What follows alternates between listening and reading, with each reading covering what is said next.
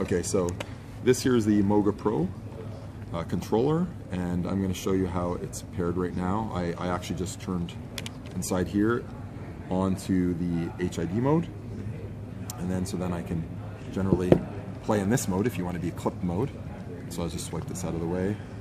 I'll start a game like Critical Wave, which is one of the first games that we've added support for. And this, you can see they've adapted the menu and everything already. So I can get into here. I'll just start off, and so basically you're playing this game. You have full tactile feedback for both. This is a dual stick shooter, and this is the easy level. It's just since I'm filming. And don't hit the walls. The boss is over here somewhere. That's where they are on the sides over there.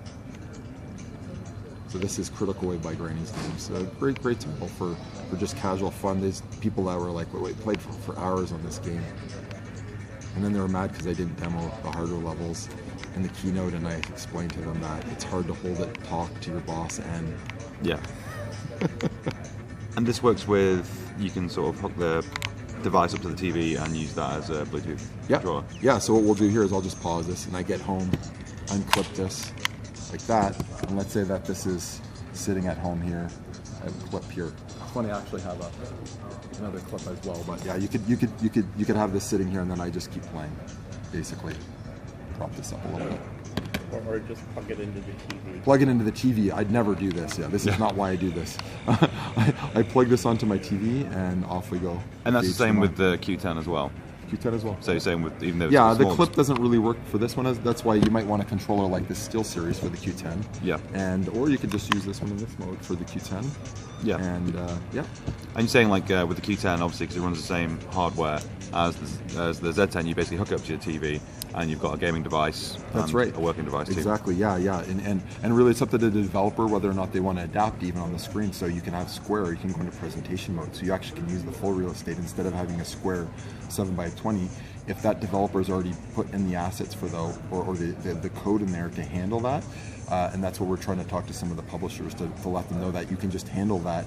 You got presentation mode, and you can actually go from a 1-to-1 up to the full 16:9 in a nice big game mode. Okay, cool. And could you tell us a little bit about the API and how that works, just quickly? So the API, the way that it works is, I'll pause this.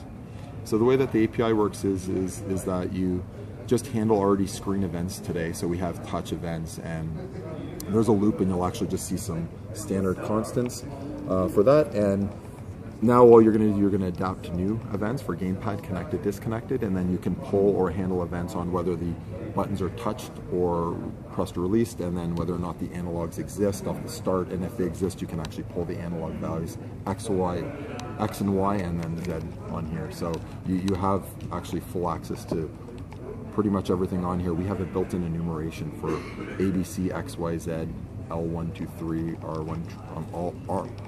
R1, 2, 3, menu 1, 2, 3, and the D-pads and everything. And so you pretty much have access to everything, like everything that all the superset of what all the buttons that I've ever seen out there are. Okay. And we kind of planned on making that easy. So if you already had game code, you just handle to our enumeration instead of, even though this says on here, 1, 2, 3, 4, and this one is X, Y, Z. We give them a mapping onto what it really means to our enumeration to ensure that they have a mapping system onto what those values are.